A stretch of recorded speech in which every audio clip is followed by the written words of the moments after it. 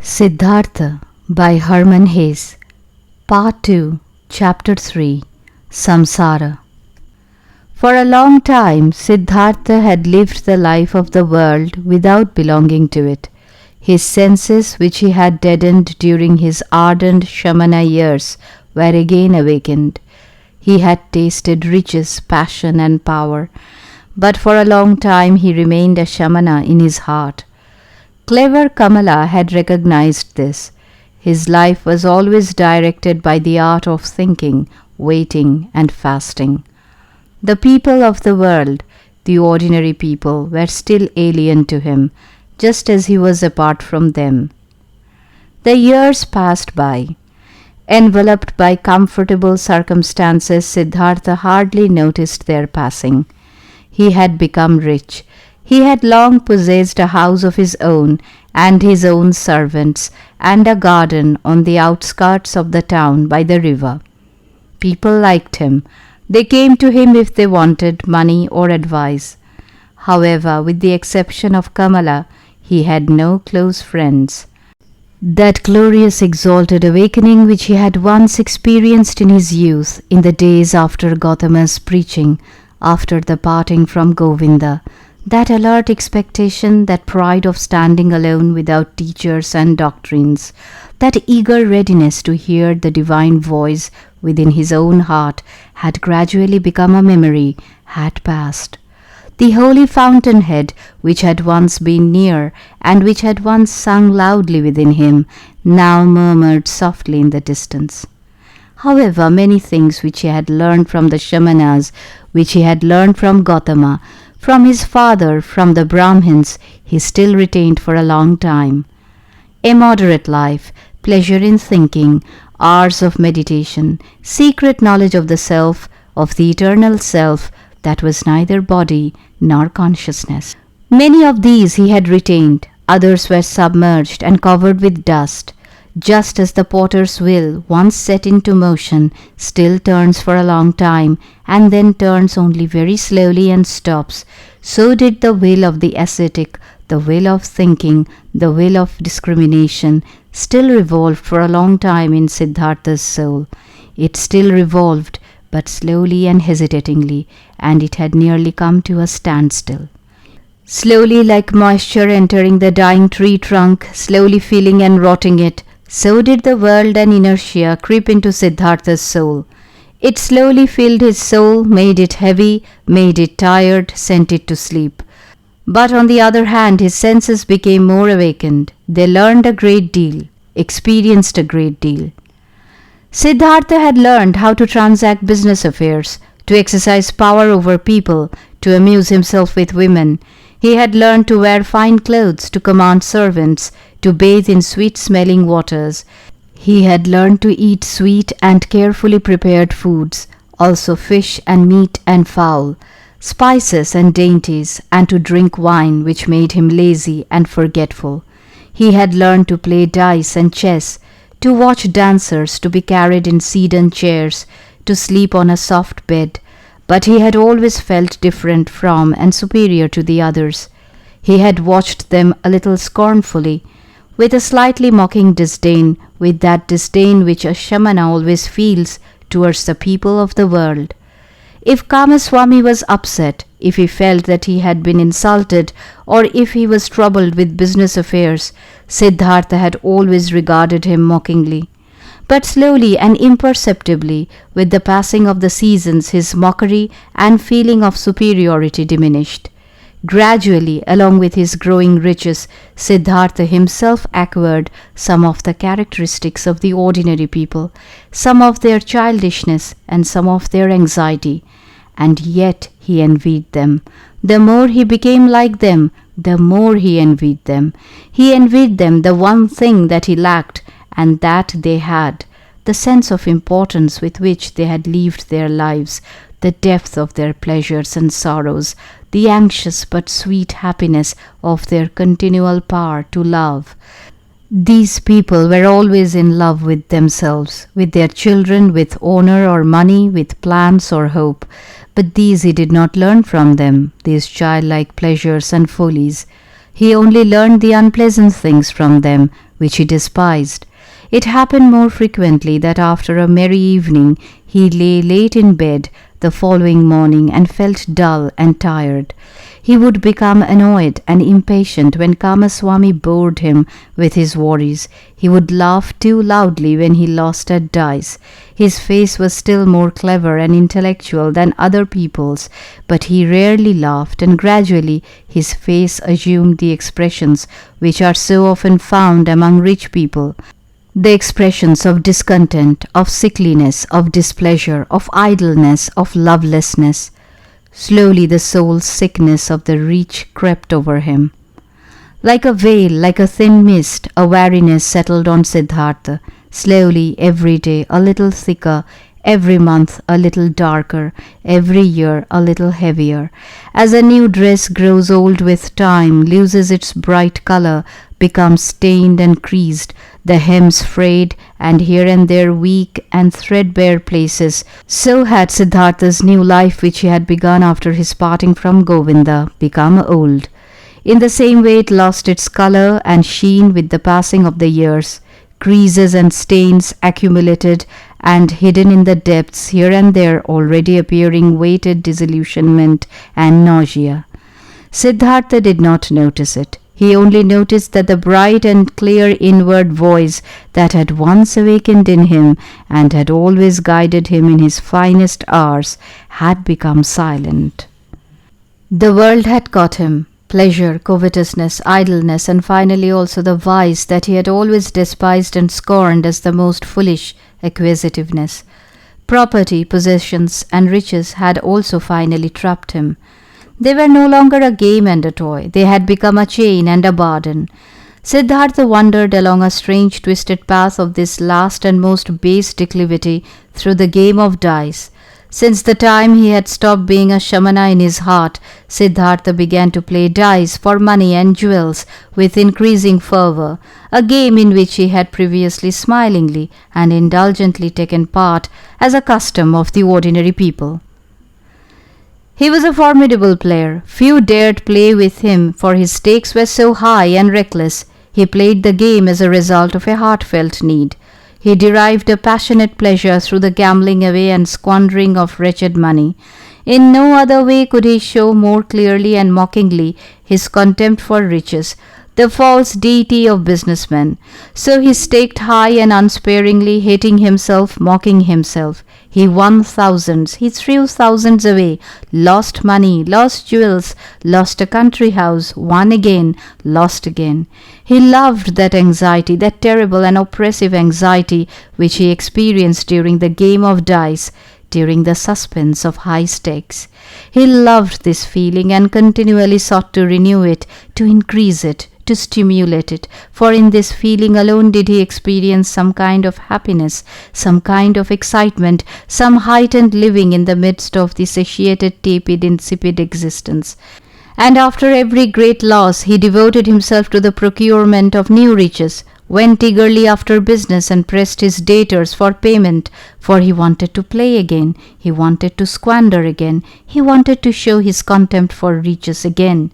Siddhartha became impatient at losses. He lost his patience with slow-paying debtors. He was no longer kind-hearted to beggars. He no longer had the desire to give gifts and loans to the poor. He who staked 10,000 on the throw of the dice and laughed became more hard and mean in business and sometimes dreamt of money at night. And whenever he awakened from this hateful spell, when he saw his face reflected in the mirror on the wall of his bedroom, grown older and uglier, whenever shame and nausea overtook him, he fled again, fled to a new game of chance, fled in confusion to passion, to wine, and from there back again to the urge for acquiring and hoarding wealth. He wore himself out in this senseless cycle, became old and sick. Then a dream reminded him he had been with Kamala in the evening in her lovely pleasure garden. They sat under a tree talking. Kamala was speaking seriously, and grief and weariness were concealed behind her words. She had asked him to tell her about Gautama, and could not hear enough about him. How clear his eyes were, how peaceful and beautiful his mouth, how gracious his smile, how peaceful his entire manner. For a long time he had to talk to her about the illustrious Buddha, and Kamala had sighed and said, "One day, perhaps soon, I will also become a follower of this Buddha. I will give him my pleasure garden and take refuge in his teachings." But then she enticed him, and in love play she clasped him to her with extreme fervour, fiercely and tearfully, as if she wanted once more to extract the last sweet drop from this fleeting pleasure. Never had it been so strangely clear to Siddhartha how closely related passion was to death. Then he lay beside her, and Kamala's face was near to his, and under her eyes and near the corners of her mouth he read clearly for the first time a sad sign, fine lines and wrinkles, a sign which gave a reminder of autumn and old age. Siddhartha himself, who was only in his 40s, had noticed grey hairs here and there in his black hair.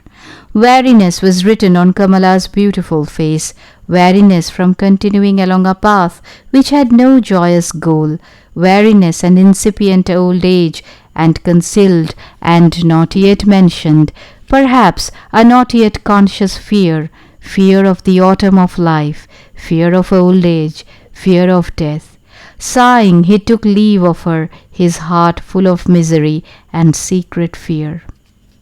Then Siddhartha had spent the night at his house with dancers and wine, had pretended to be superior to his companions, which he no longer was. He had drunk much wine, and later after midnight he went to bed, tired and yet agitated, nearly in tears and in despair.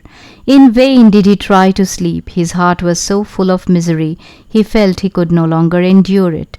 He was full of nausea which overpowered him like a distasteful wine, or music that was too sweet and superficial, or like the too sweet smile of the dancers, or the too sweet perfume of their hair and breasts. But above all he was nauseated with himself, with his perfumed hair, with the smell of wine from his mouth, with the soft flabby appearance of his skin. Like one who has eaten and drunk too much and vomits painfully and then feels better, so did the restless man wish he could rid himself with one terrific heave of these pleasures, of these habits, of this entirely senseless life. Only at daybreak and at the first signs of activity outside his town house did he doze off, and had a few moments of semi-oblivion, a possibility of sleep. During that time he had a dream. Kamala kept a small rare songbird in a small golden cage. It was about this bird that he dreamt. This bird, which usually sang in the morning, became mute, and as this surprised him, he went up to the cage and looked inside. The little bird was dead and lay stiff on the floor. He took it out, held it a moment in his hand, and then threw it away on the road. And at that same moment he was horrified, and his heart ached, as if he had thrown away with this dead bird all that was good and of value in himself. Awakening from this dream, he was overwhelmed by a feeling of great sadness. It seemed to him that he had spent his life in a worthless and senseless manner. He retained nothing vital, nothing in any way precious or worthwhile.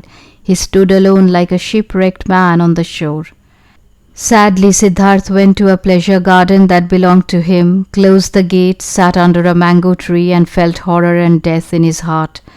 Gradually he collected his thoughts and mentally went through the whole of his life, from the earliest days which he could remember. When had he really been happy? When had he really experienced joy? Well, he had experienced this several times. He had tasted it in the days of his boyhood, when he had won praise from the Brahmins, when he far outstripped his contemporaries, when he excelled himself at the recitation of the holy verses, in argument with the learned men, when assisting at the sacrifices. Then he had felt in his heart, "A path lies before you which you are called to follow. The gods await you." And again as a youth, when his continually soaring goal had propelled him in and out of the crowd of similar seekers, when he had striven hard to understand the Brahmin's teachings, when every freshly acquired knowledge only engendered a new thirst, then again in the midst of his thirst, in the midst of its efforts, he had thought, onwards, onwards, this is your path. He had heard this voice when he had left his home and chosen the life of the Shamanas, and again when he had left the Shamanas had gone to the perfect one, and also when he left him for the unknown. How long was it now since he had heard this voice, since he had soared to any heights?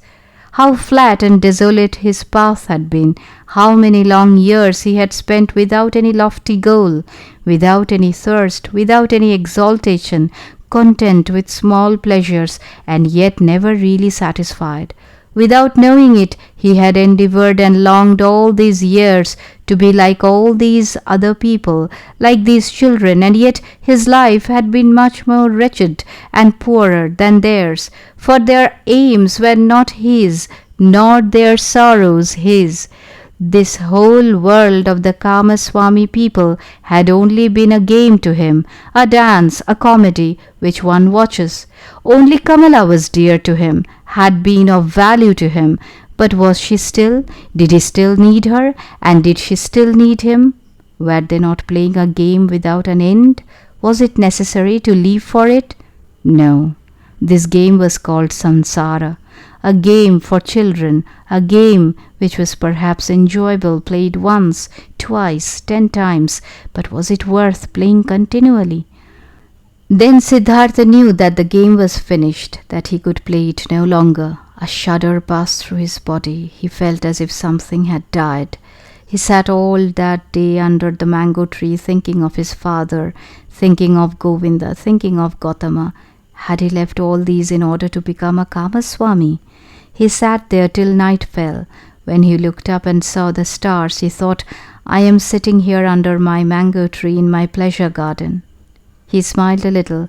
Was it necessary? Was it right? Was it not a foolish thing that he should possess a mango tree and a garden? He had finished with that. That also died in him. He rose, said farewell to the mango tree and the pleasure garden. As he had not had any food that day, he felt extremely hungry and thought of his house in the town, of his room and bed, of the table with food. He smiled wearily, shook his head, and said goodbye to these things. The same night Siddhartha left his garden and the town and never returned. For a long time Kamaswami tried to find him, believing he had fallen into the hands of bandits. Kamala did not try to find him. She was not surprised when she learned that Siddhartha had disappeared. Had she not always expected it? Was he not a Shamana, without a home, a pilgrim? She had felt it more than ever at their last meeting, and in the midst of her pain at her loss, she rejoiced that she had pressed him so close to her heart on that last occasion, had felt so completely possessed and mastered by him. When she heard the first news of Siddhartha's disappearance, she went to the window where she kept a rare songbird in a golden cage. She opened the door of the cage, took the bird out, and let it fly away. For a long time she looked after the disappearing bird. From that day she received no more visitors and kept her house closed. After a time she found that she was with child as a result of her last meeting with Siddhartha.